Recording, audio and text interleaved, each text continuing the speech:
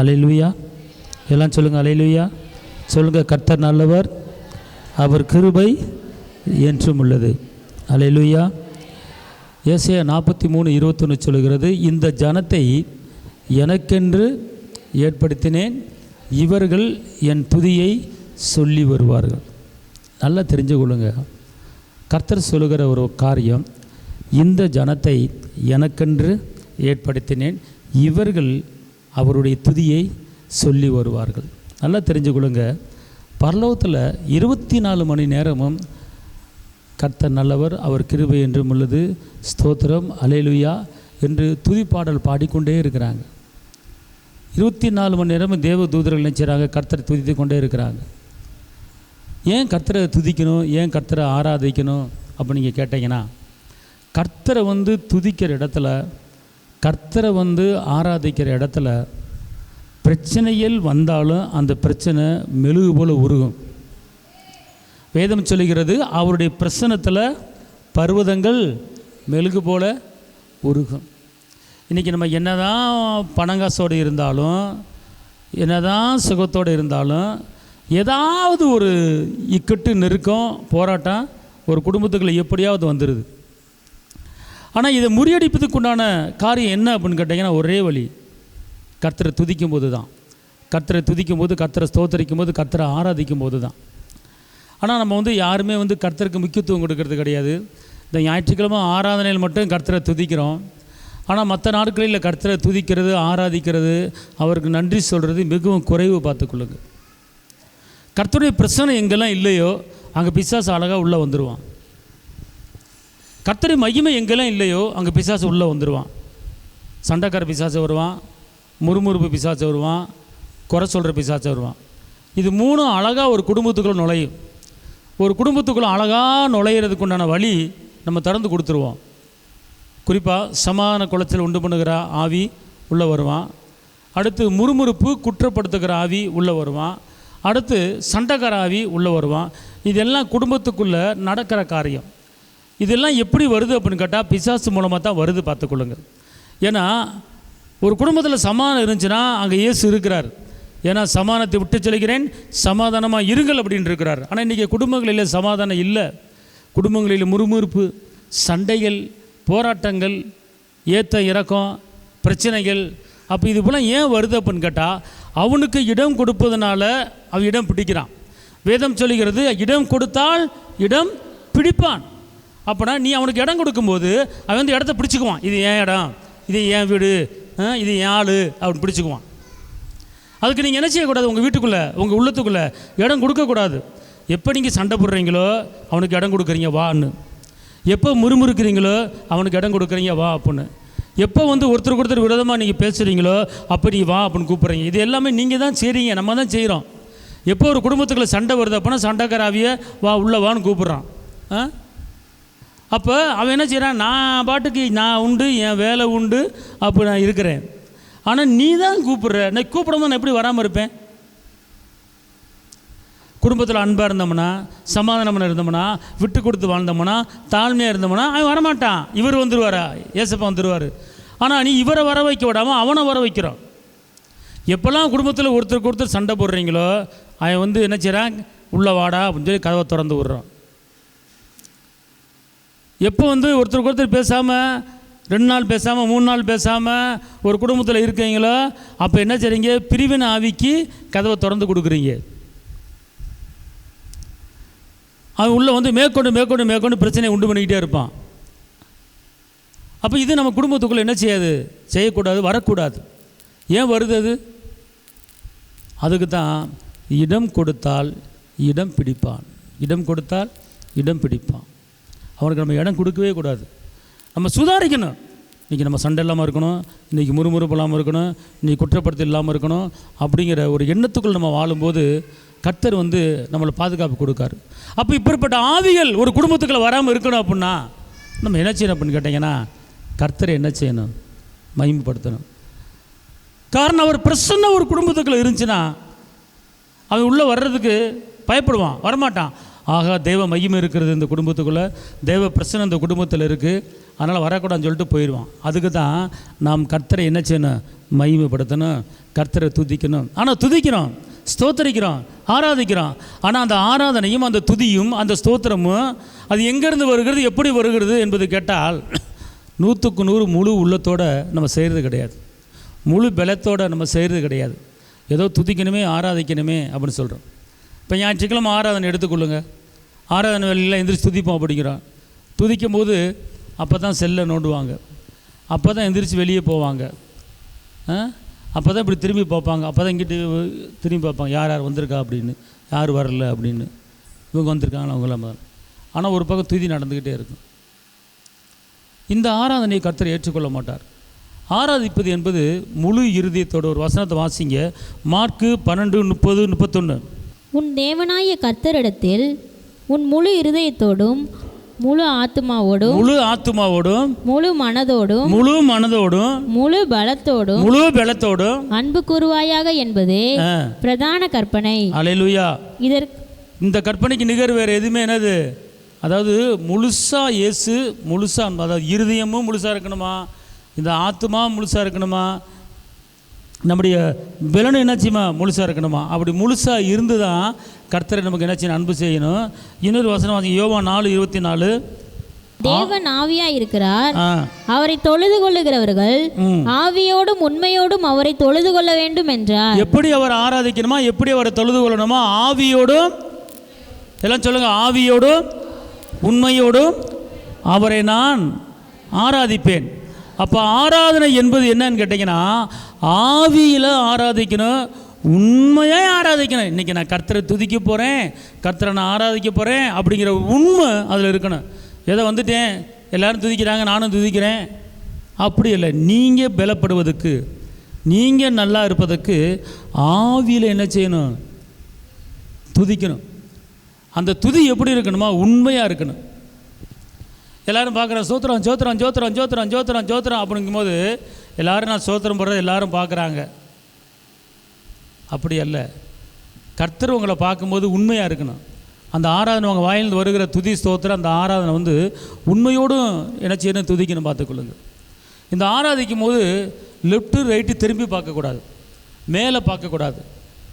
அப்போனா நீங்கள் சைடில் திரும்பி பார்த்தீங்கன்னா உங்கள் கவனம் வேறு பக்கம் போகும், மேலே பார்த்தீங்கன்னா உங்கள் கவனம் வேறு பக்கம் போகும். அப்போ உங்களுடைய பார்வையும் உங்கள் நினைப்பும் உங்கள் கைகளும் எல்லாமே கர்த்தரை மட்டும்தான் நோக்கி இருக்கணும். உங்கள் சிந்தை, உங்கள் எண்ணம், உங்கள் நினைவு அவர் மட்டும்தான் இருக்கணும். அப்படி இருந்து அதுக்கு பேர் தான் ஆவி, அதுக்கு பேர் தான் உண்மை. அதான் சொல்லப்பட்டிருக்கு, ஆவியோடும் உண்மையோடும். அப்போ நீங்கள் துதிக்கும் போது பரிசுத்த ஆவி, அதாவது எப்படின்னா மாமிசத்தின் ஆவின்னு ஒன்று இருக்குது, பரிசுத்த ஆவின்னு ஒன்று இருக்குது. அப்போ நீங்கள் துதிக்கும் போது, ஆராதிக்கும் போது ஆவியில் துதிக்கணும். ஆவியில் துதிக்கும் போது உங்களை நீங்கள் மறந்துடுவீங்க.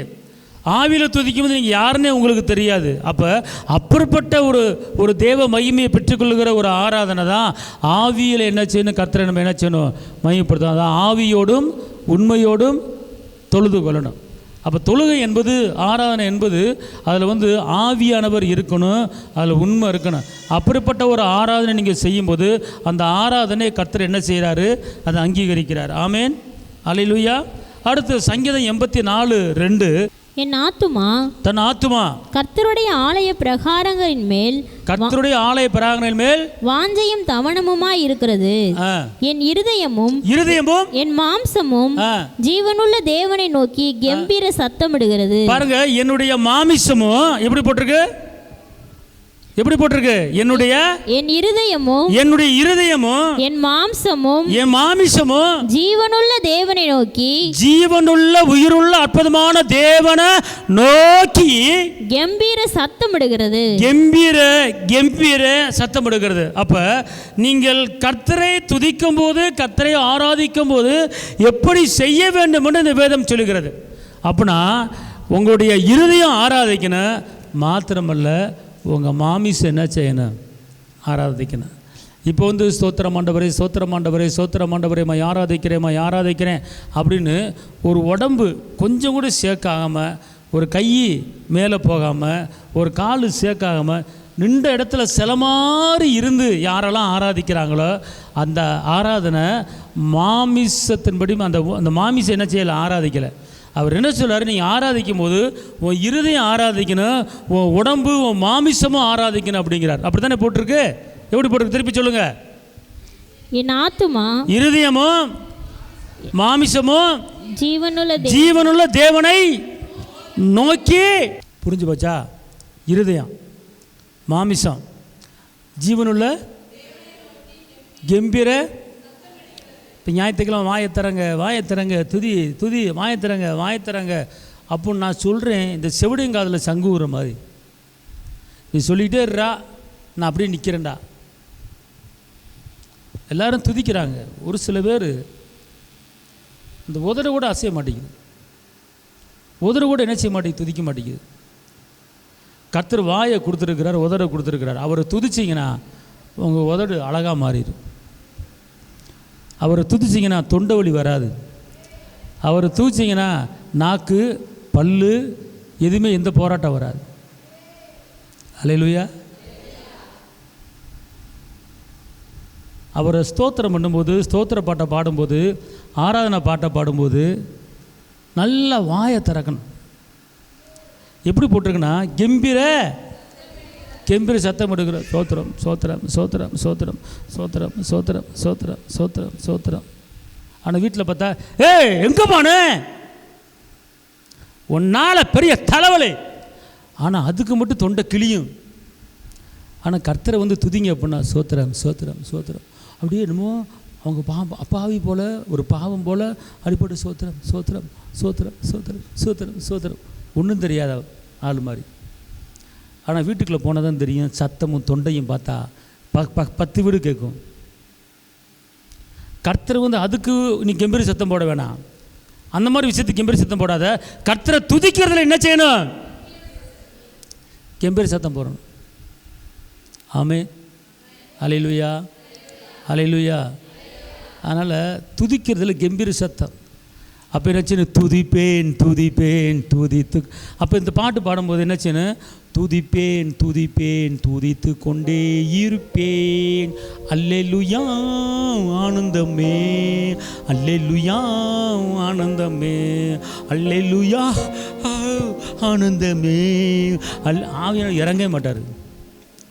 அவர் வேறு பக்கம் போயிடுவார், உன் பக்கத்துலேயே வரமாட்டார். வசனம் சொல்லுது, உன் மாமிசம் என்ன செய்யணும், உன் கை என்ன செய்யணும், ஒரு ஸ்டெப்பு துதிப்பேன் துதிப்பேன் துதித்து கொண்டு. இதான் மாமிசம் ஆராதிக்கிறது.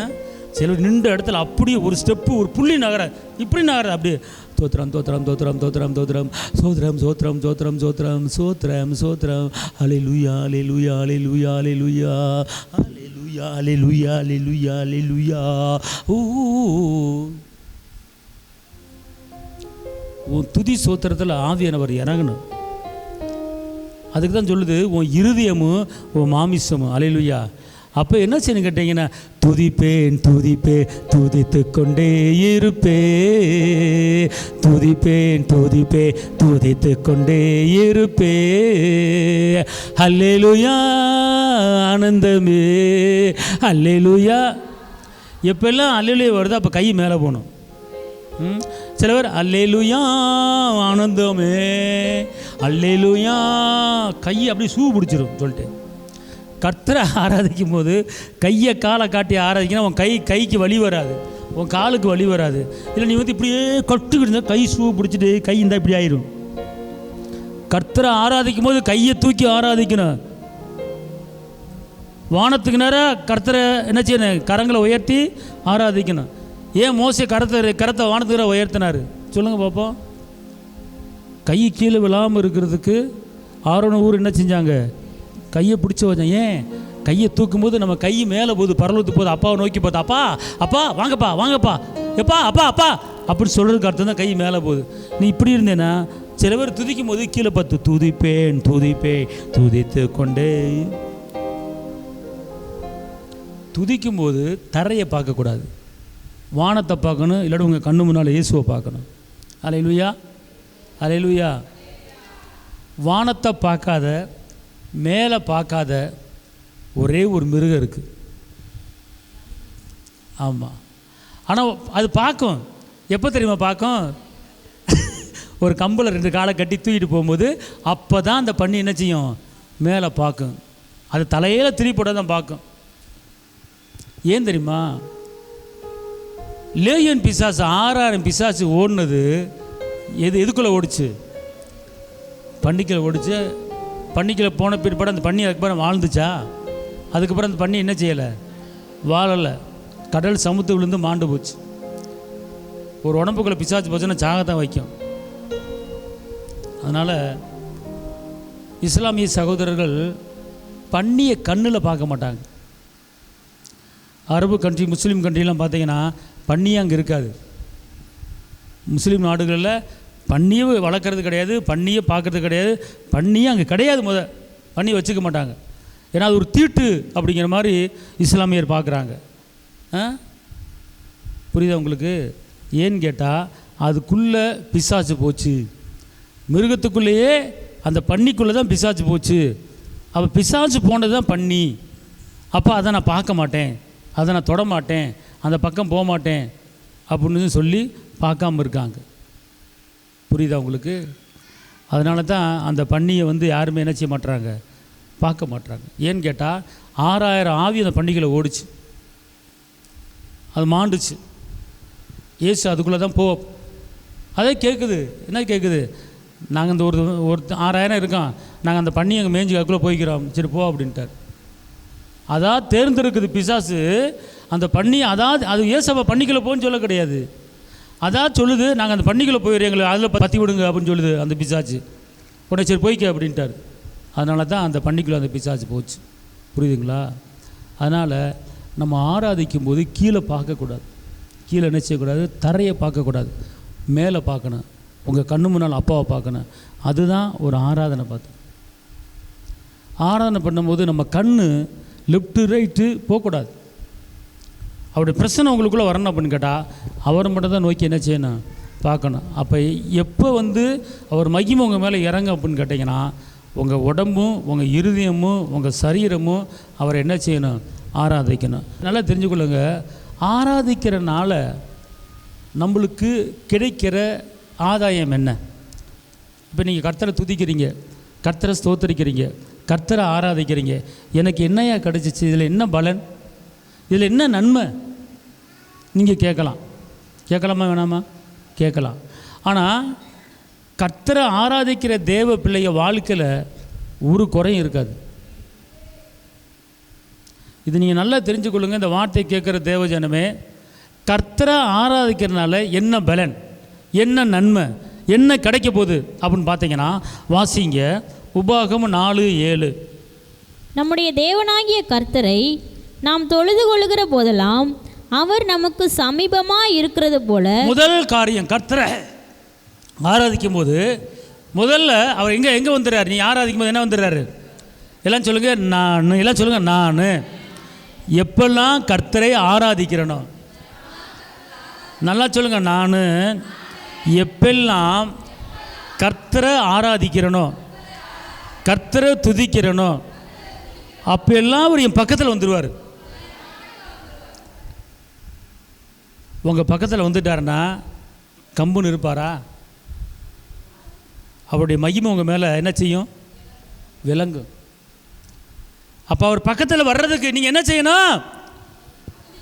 எப்பெல்லாம் கர்த்தரை துதிக்கிறீங்களோ, எப்பெல்லாம் கர்த்தரை ஆராதிக்கிறீங்களோ, அப்போ அவர் உங்கள் பக்கத்தில் வந்துடுவார். அவர் அங்கே இருக்கிறவர், பரலோகத்தில் இருக்கிறவர். ஆனால் அந்த பரலோகத்தில் இருக்கிற அந்த பரலோக மேன்மை, அந்த பிரச்சனை உங்கள் பக்கத்தில் வரணும் அப்படின்னா, அந்த பரலோக மகிமையே உங்கள் பக்கத்தில் வரணும் அப்படின்னு கேட்டால், நீங்கள் எப்பெல்லாம் கர்த்தரை துதிக்கிறீங்களோ, எப்பெல்லாம் கர்த்தரை ஸ்தோத்திரிக்கிறீங்களோ, எப்பெல்லாம் கர்த்தரை ஆராதிக்கிறீங்களோ, அப்போது அவர் உங்கள் பக்கத்தில் உங்கள் பக்கத்தில் உட்கார்ந்துருவார். அல்லேலூயா, அல்லேலூயா. அவர் உங்கள் பக்கத்தில் வந்துட்டார்னா உனக்கு இடுப்பு வலி இருக்கும், உனக்கு தலைவலி இருக்கும், உனக்கு முட்டு வலி இருக்கும், உனக்கு போராட்டம் இருக்கும். ஆனால் அவர் வந்தோடனே அது ஓடிடும். அல்லேலூயா. எல்லாம் சொல்லுங்க, இருக்கும். அவர் வந்துட்டு அது ஓடிடும். அப்போ அவர் வர்றதுக்கு என்ன செய்யணும்? துதிக்கணும். ஸ்தோத்திர பலி அப்பாவுக்கு துதியும் கனமும் மகிமையும் ஏசப்பாவுக்கு. ஓய் ஸ்தோத்திர பலி அப்பாவுக்கு. துதியும் கனமும் மகிமையும் ஏசப்பாவுக்கு. சுகம் தந்தீரே நன்றி ஐயா, சுகம் தந்தீரே நன்றி ஐயா, பலன் தந்தீரே நன்றி ஐயா, பலன் தந்தீரே நன்றி ஐயா. ஸ்தோத்திர பலி அப்பாவுக்கு. துதியும் கனமும் மகிமையும் ஏசப்பாவுக்கு. ஆமென். ஸ்தோத்திர பலி அப்பாவுக்கு. துதியும் கனமும் மகிமையும் ஏசப்பாவுக்கு. அபிஷேகித்தே நன்றி ஐயா, அபிஷேகித்தே நன்றி ஐயா, அனலாக்கினே நன்றி ஐயா, அனலாக்கினே நன்றி ஐயா. ஆமென். ஸ்தோத்திர பலி துதியும் கனமும் மகிமையும் ஏசப்பாவுக்கு. ஓ ஸ்தோத்திர பலி துதியும் கனமும் மகிமையும் ஏசப்பாவுக்கு. கவனிங்க, துதிக்கிறனால, ஆராதிக்கிறனால, சோத்தரிக்கிறனால கிடைக்கிற பலன் என்ன அப்படின்னு கேட்டிங்கன்னா, முதல்ல அவர் உங்கள் பக்கத்தில் வந்துடுறார். அவர் உங்கள் பக்கத்தில் வந்துட்டான்னா உங்கள் தலையிலேருந்து கால் வரைக்கும் என்னென்ன விளைவுன்னு இருக்கோ அது உங்களை விட்டு ஓடும். ஆமென் சொல்லுங்கள். அப்போ அவரை நீங்கள் வர வைக்கணும். அவர் வர வைக்கிறதுக்கு என்ன செய்யணும்? துதிக்கணும். ரெண்டாவது சங்கீதம் 18:3, துதிக்கு பாத்திரராகிய கர்த்தரை நோக்கி கூப்பிடுவேன், துதிக்கு பாத்திரராகிய கர்த்தரை நோக்கி கூப்பிடுவேன், அதனால் என் சத்துருக்களுக்கு நீங்களாக்கி ரட்சிக்கப்படுவேன். உங்களுக்கு விரோதமாக உருவாக்கின சத்ரு உங்களை விட்டு என்ன செஞ்சிருவான்? ஓடி போயிடுவான். உங்கள் வீட்டில் உங்கள் குடும்பத்தில் பிசாசு ஆவி இருக்கும். ஏன்னா அவரை நீங்கள் துதிக்கும் போது சத்துருக்களுக்கு விலக்கி உங்களை பாதுகாத்துக்கொள்வார். ஆமென். ஏங்க, பிசாசே உங்கள் வீட்டுக்கு வராமல் இருக்கணும் அப்படின்னா என்ன சொல்லப்பட்டிருக்கு? சத்துருக்களுக்கு விலக்கி உங்களை காப்பார். அப்போ என்ன செய்யணும்? சத்துரு நம்ம வீட்டுக்கு வராமல் இருக்க என்ன செய்யணும்? கர்த்தரை என்ன செய்யணும்? மகிமைப்படுத்தணும். ரெண்டாவது, இப்போ நம்ம வாழ்க்கையில் விளைவின கட்டுன்னு ஒன்று இருக்கும், கடங்கார கட்டுன்னு ஒன்று இருக்கும், முறுமுறுப்பு கட்டுன்னு ஒன்று இருக்கும், துக்கத்தின் கட்டுன்னு ஒன்று இருக்கும், துயரத்தின் கட்டுன்னு ஒன்று இருக்கும். இந்த கட்டையெல்லாம் நம்மளை விட்டு விலகணும் அப்படின்னா விலகணுமா வேணாமா? விலகணுமா வேணாமா? விலகணுமா? விளைவின கட்டு விழுகணுமா? துக்கத்தின் கட்டு விழுகணுமா? கட்டப்பட்டிருக்கிற காரியங்கள் கட்ட அவிழ்க்கப்பட வேண்டும் என்றால் 2 பேரும் செஞ்சது நீங்கள் செய்யணும். அப்போஸ்தலர் 16:25-26. நடுராத்திரியிலே பவுலும் சீலாவும் ஜெபம் பண்ணி தேவனை துதித்து பாடினார்கள். காவலில் வைக்கப்பட்டவர்கள் அதை கேட்டுக்கொண்டிருந்தார்கள்.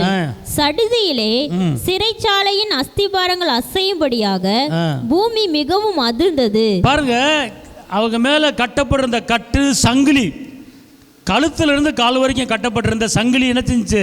அந்த கட்டு தானா கலன்று போயிற்று. யாருமே கலட்ட முடியாது. அவ்வளோ பெரிய சங்கிலி. என்ன, 2 கை இப்படி கட்டப்பட்டிருக்கு, காலு சங்கிலி, என்ன கழுத்து மட்டும் இப்படி இருக்குது, கழுத்து திரும்ப முடியாது. 2 கை, இப்படி ஒரு கை தொங்குது, இப்படி ஒரு கை தொங்குது, காலு கட்டப்பட்டிருக்கு. இங்கிட்டு குறுக்கால ஒரு சங்கிலி, இங்கிட்டு குறுக்கால ஒரு சங்கிலி, கையில் ஒரு சங்கிலி, இங்கே ஒரு சங்கிலி, மொக்க சங்கிலி. அந்த சங்கிலியில் நின்றுக்கிட்டே இருக்கிறாங்க. இப்படி நிற்கிறாங்க, 2 கையை இப்படி வச்சுட்டு நிற்கிறாங்க. நைட்டு ஃபுல்லாக ஒரு இப்படியே நிற்கிறாங்க. பவுல் நிற்கிறாரு, சீலா நிற்கிறாரு, சங்கிலி குறுக்க போயிட்டு. அப்போ என்ன பண்ணாங்க 2 பேரும்? பவுல், சீலா, கொஞ்ச நேரம் கர்த்தரை மகிமைப்படுத்தும் அப்படின்னு சொல்லி கர்த்தரை துதிக்கிறாங்க பாருங்கள், கர்த்தரை ஸ்தோத்தரிக்காங்க பாருங்கள், ஆராதிக்கிறாங்க பாருங்கள். அப்போ இந்த சங்கிலி பட்டார் அருந்து கீழே விழுகுது. மாறாக பூமி அதிர்ச்சி உண்டாகுது. மாறாக ஜெயிலில் இருக்கிற அத்தனை கதவுகள் என்ன செய்து? திறக்கப்படுகிறது, கட்டுக்கால இருக்கிறது. எத்தனை பேர் துதிக்கும் போது? ஆனால் நம்ம 200 பேர் துதிக்கிறோம் கட்டு கலரில், 100 பேர் துதிக்கிறோம் கட்டு கலரில். ஆனால் 2 பேர் துதிக்கும் போது கட்டு கலருது. அப்போனா அவர்கள் முழு உள்ளத்தோடு துதிச்சிருக்கிறாங்க, முழு இதயத்தோடு துதிச்சிருக்கிறாங்க, மாமிசத்தோடு திருத்திருக்கிறாங்க. அதனால் கட்டு கலஞ்சி. இன்றைக்கி நம்ம 100 பேர் சேர்ந்து ஆராதித்தோம்னா எவ்வளோ பெரிய அற்புதம் நடக்கும் தெரியுமா? அந்த உண்மையான ஒரு ஆராதனை நம்மளுக்கு வேணுங்க. மாறாக இது துதிக்கிறதுனால கிடைக்கிற ஒரு நன்மை. ரெண்டாவது, துதிக்கும் போது ஆராதிக்கும் போது ஒரு காரியத்தை நீங்கள் சிந்தித்து செய்யணும். என்ன தெரியுமா? துதிக்கிறதுக்கு முன்னால் பிலிப்பியர் 4:6-7, நீங்கள் ஒன்றுக்கும் கவலைப்படாமல் எல்லாவற்றையும் குறித்து உங்கள் விண்ணப்பங்களை ஸ்தோத்திரத்தோடு இப்போ ஸ்தோத்திரம் பண்ணும்போது அவர் சொல்கிறாரு, நீங்கள் துதிக்கிறதுக்கு முன்னால் ஒன்றுக்கும் கவலைப்படாமல் என்ன செய்யணும்? எல்லாம் சொல்லுங்கள். நான் சொல்லுங்கள், வாங்கி தரங்க. நான் துதிக்கும்போது ஆராதிக்கும்போது எதை பற்றியும் கவலைப்பட மாட்டேன், எதை பற்றியும் நினைக்க மாட்டேன். அவர் சொல்லிட்டாரு, துதிக்கிறதுக்கு முன்னால் கவலைப்படாமல் துதி. நீ கவலை ஒரு பக்கம், துதி ஒரு பக்கம் இருந்தால் துதி எடுபடாது. கவலை தூக்கி போட்டுருணும். அல்லேலூயா. கவலையை தூக்கி போட்டு தான் நீங்கள் என்ன செய்யணும்? கர்த்தரை துதிக்கணும். ஏசாயா இன்னொரு வசனம் இருக்குது பாருங்க. ஏசாயா 29:13, ஜனங்கள் தங்கள் வாயினால் என்னிடத்தில் சேர்ந்து தங்கள் உதடுகளினால் என்னை கனம் பண்ணுகிறார்கள், அவர்கள் இருதயமோ எனக்கு தூரமாய் விலகி இருக்கிறது. அவர்கள் எனக்கு பயப்படுகிற பயம் மனுஷராலே போதிக்கப்பட்ட கற்பனையாய் இருக்கு. கவனிங்க, இப்ப பாருங்க. சோத்திரம் சோத்திரம் சோத்திரம் சோத்திரம் சோத்திரம் சோத்திரம் அல்லேலூயா ஆனந்தமே இந்த வாய் என்ன செய்யுது? அவர் என்ன சொல்றாருன்னா, வாய் துதிக்குது, இருதயம் தூரமாக இருக்கு. இப்போ இங்கே பாருங்கள், இப்போ சோத்திரம் சோத்திரம் சோத்திரம் அப்படின்னு நான் சொல்லிக்கிட்டே இருக்கேன். உள்ளே சொல்லுது, மணி 12 முடி, மணி 12 முடி, சாப்பாடு போடணும், மணி 12 முடி, சாப்பாடு போடணும். அவங்க போக நம்ம இன்னும் இழுத்துக்கிட்டே இருக்கா, சாப்பாடு போடணும், சாப்பாடு போடணும், சீக்கிரம் சீக்கிரம். இன்றைக்கி என்ன குழம்பு வச்சுருக்க தெரியலையே, சோறு போன வாட்டி விதையாக இருந்துச்சு, இப்போ எப்படி இருக்குன்னு தெரியல, சீக்கிரம் சீக்கிரம் சீக்கிரம் முடி முடி அப்படி இங்கே சொல்லிக்கிட்டு இருக்கு. நான் அல்லேலூயா ஆனந்தமே, இது அல்லேலூயா சொல்லி இங்கே சீக்கிரம் முடி சீக்கிரம் முடி அப்படின்னு. இப்போ நம்மளுக்கு என்ன பண்ணுவாங்க? ஆண்டவரே உன் பாதம் சரணடைந்தே உன் பிள்ளை நான் அவன் வாய் சொல்ல. அந்த ஆள் மத்தியானம் 12:30 வந்துடுவார். இப்போ பாஸ்ட் முடிக்க மாட்டேன் தெரியாது, 12 மணிக்கு எந்திரிச்சு போயிடுமா இங்கே உள்ள நினச்சிக்கிட்டு. அதான் சொல்றாரு, வாய் கனம் பண்ணுது இது. ஆனால் இறுதி எது பக்கத்தில் இருக்கு? வீடு, மட்டனு போய் குழம்பு வைக்கணும், சோறாக்கணும், சிக்கன் எடுக்கவா மட்டன் எடுக்கவா. ஞாயிற்றுக்கிழமை ஆன உடனே மணி 11 ஆயிடுச்சு, லூயா வாய் சொல்லுது. ஆனால் உள்ள இன்னைக்கு சிக்கன் எடுத்துருவோமா, நேற்று இந்த போன வாரம் தான் மட்டன் எடுத்தோம், சிக்கன் எடுத்துருவோம். தம்பி நல்லா இருக்கியா, இன்னைக்கு சிக்கன் மட்டன் எடுப்போமா. இங்கே ஆடம் நடந்துக்கிட்டு இருக்கும். ஆனால் இறுதி எங்கே இருக்குது? சிக்கனில் இருக்குது. இறுதி எங்கே இருக்குது? மட்டனில் இருக்குது. ஆனால் கர்த்தருடைய பிரச்சனை எங்கே இருக்குது? தூரமாக. அதான் சொல்கிறாரு, உன் வாய் ஆனால் பார்க்க நினைப்பாங்க, ஆக இந்த அக்கா எப்படி துதிக்கிறாங்க, இந்த அக்கா துதிச்சாங்கன்னா சர்ச்சே நடுங்குமையா, சர்ச்சே அவ்வளோ கம்பீர சத்தத்தோடு துதிப்பாங்க. உனக்கு தெரியுமா அந்த அக்கா துதிக்கிறது? அந்த அக்கா மத்தியானம் சீக்கிரம் வீட்டுக்கு போகணும், மட்டனுக்கோ சிக்கனுக்கோ நினச்சிக்கிட்டு இருக்கு. அவருக்கு தெரியும். புரியுதுங்களா? கர்த்தரை துதிக்கும் போது இருதயமும் வாயும் சேர்ந்து இருக்கணும். ஆனால் இங்கே வசனம் என்ன சொல்லுது? இருதயம் எங்கே இருக்கா? தூரமாக இருக்கு. ஆனால் இருதயத்துக்குள்ள என்ன இருக்கு? அவர் வந்துடுவாரா, வீட்டுக்காரர் வந்துடுவாரா, மட்டன் இருப்பான், சிக்கன் எடுப்பா, இன்றைக்கி புளிக்குழம்பு வைப்பான், இன்றைக்கி வெண்டைக்காய் குழம்பு வைப்பான், லேட் ஆகிடுச்சு, இனிமேல் போய் என்னத்தை வைக்க போகிறது, அதனால் இன்றைக்கி சுண்டக்காய் குழம்பு வைப்பான், 2 வெண்டைக்காய் இருக்குது, அதை நறுக்கி போட்டு சாம்பார் வச்சுருவான். அவன் உள்ளே பேசிக்கிட்டே இருக்கு குழம்பு. ஆனால் தேவ பிரச்சனை தூரமாக இருக்குது. ஆராதிக்கும் போது தேவனுடைய பிரச்சனை உங்கள் இருத்துக்குள்ளே இருக்கணும். அந்த ஆராதிக்கும் போது வீடு, காடு, புருஷன், பொண்டாட்டி, பிள்ளை நினைக்கக்கூடாது. சாயங்காலம் 5 மணிக்கு ஒரு கல்யாணத்துக்கு போக வேண்டியது இருக்குது, சடங்கு வீட்டுக்கு போக வேண்டியது இருக்குது. அது எல்லாம் ஆராதனை முடிஞ்ச பிற்பாடு பேசணும். ஆராதிக்கும் போதே எனக்கா வந்துட்டீங்க, ஆமாம் ஒரு 11 மணி போல் போயிடுவேன், ஏக்கா சடங்கு வீடு இருக்குது, இன்றைக்கி இதை நம்பி நான் மத்தியானம் ஒன்றும் சோறு ஆக்கலை, ஒன்றும் ஆக்கலை, 12 மணிக்கு அப்படி சாப்பிட்டு போயிடலாம்ல, அதுக்காக வந்தேன் நான். சீக்கிரம் 11 மணிக்கு நான் போயிடுவேன். சரியா, கொஞ்சம் தள்ளி உட்காருங்க, 12 மணிக்கு ஏன்னா 12 மணிக்கு பந்தி போயிடும், 12 மணிக்கு பந்தி முடிஞ்சிடும். இதை நம்பி நாங்கள் 4 பிள்ளைகளை கூட்டி வந்திருக்கேன், சோறுக்கு ஒன்றும் ஆக்கலை, 500 ரூபா மொய் வச்சு 4 பேர் சாப்பிட்டு போகலான் இருக்கோம். சரியாக்கா? சரிக்கா, சோத்திரம் சோத்திரம், சரி தள்ளி உட்காருக்கா, சோத்திரம் சோத்திரம். இதுக்கு நீ வராமல் இருந்துடலாம், நீ நேராக கல்யாணம் வீட்டுக்கே போயிருந்துடலாம். இறுதி எங்கே இருக்குது? இப்போ சோத்திரம் சொல்லிட்டு மணி 11 சோத்திரம் மணி 11 கல்யாணம் வீட்டு சாப்பாடு பிரியாணி வைக்கிறேன்னு சொன்னாங்க, வறுத்தக்கீரை சிக்கன் 65 வைக்கிறேன்னு சொன்னாங்க, பிள்ளைய 4 பிள்ளையை கூட்டி போயிரு 500 மொய் வைக்க, இதெல்லாம் உள்ளே ஓடி இருந்தா அது உண்மையான ஒரு ஆராதனை கிடையாது. இருதயம் தூரமாக என்ன செய்யக்கூடாது, அதாவது வாய் கனம் பண்ணுது, இருதயம் தூரமாக இருக்கு. வாயும் இருதயமும் ஒன்றா இருந்து ஆராதிக்கும் போது அவர் உங்கள் பக்கத்தில் என்ன செய்வார், வருவார். ஆமேன், அல்லேலூயா சொல்லுங்க, அல்லேலூயா. இப்போ கடைசி ஒரு வசனம் வாசிங்க. துதிக்கும் போது ஆராதிக்கும் போது ஒரு காரியம் உங்களுக்கு நடக்குது, என்ன தெரியுமா? 2 நாளாகமம் 20:22. அவர்கள் பாடி துதி செய்ய தொடங்கின போது யூதாவுக்கு விரோதமாய் வந்து பதிவிருந்த, நம்ம குடும்பத்துக்கு விரோதமாய் வந்த அம்மோன் புத்திரரையும் மோவாபியரையும் சேயீர் மலை தேசத்தாரையும் ஒருவருக்கு விரோதமாய் ஒருவரை கர்த்தர் எழும்ப பண்ணினதினால் அவர்கள் வெட்டுண்டு விழுந்தார்கள். அல்லேலூயா.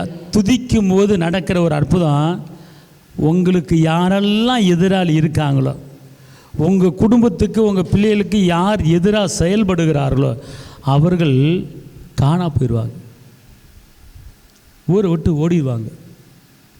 உங்கள் குடும்பத்துக்கு எதிராக முறுமுறுத்தவங்க, உங்கள் குடும்பத்துக்கு எதிராக குற்றப்படுத்தினவங்க, உங்களுக்கு சதி செய்ய நினைத்தவர்கள் எல்லோரும் எங்கே போயிடுவாங்க? இங்கே அப்படித்தான் நடந்துச்சு. இந்த யோசபாத் ராஜா என்ன செய்கிறாரு, பாடகர்களை நிறுத்துறாரு, துதிக்கிறவங்களை நிறுத்துறாரு. நடக்கிற காரியம், எதிராளி விழுந்தார்கள். இவ்வளோ காரியம் நடக்குது. துதிக்கிற என்ன நடக்குது? துதிக்கும் போது ஃபஸ்ட்டு அவர் வந்துடுறார், அடுத்து கட்டு கலருது, அடுத்து எதிராளி புறம் வெளியேறுறாங்க. அப்போ நம்ம வாழ்க்கை நிம்மதியான வாழ்க்கை வாழ வைக்கிறதுக்கு நம்மளால் முடியுமா, முடியாதா? அப்போ என்ன செய்யணும்? இன்னொரு விஷயம் பாருங்கள், அவரை தொழுது கொள்கிற யாவருக்கும் அவர் என்னவா மாறுகிறாரா? ரோமர் 10:12 சொல்லுது, யூதன் என்றும் இல்லை, கிரேக்கன் என்றும் இல்லை, அவரை ஆராதிக்கிற யாவருக்கும் அவர் ஐஸ்வர்ய சம்பனராய் மாறுகிறார். அல்லேலூயா. புரியுதுங்களா? அவரை துதிக்கிற இடத்துல, ஸ்தோத்தரிக்கிற இடத்துல, ஆராதிக்கிற இடத்துல அவர் நமக்கு ஐஸ்வர்யத்தை கொடுக்கிற தேவனாக இருக்கிறார். அதனால தான் அவரை துதி சொல்கிறார். இடைவிடாமல் கர்த்தரை ஆராதிக்கும் போது நம்முடைய பிரச்சனை அப்படியே ஓடும் பாருங்கள், ஓடும். பெரிய மாற்றத்தை ஆண்டவர் செய்ய போகிறார். ஆமென்.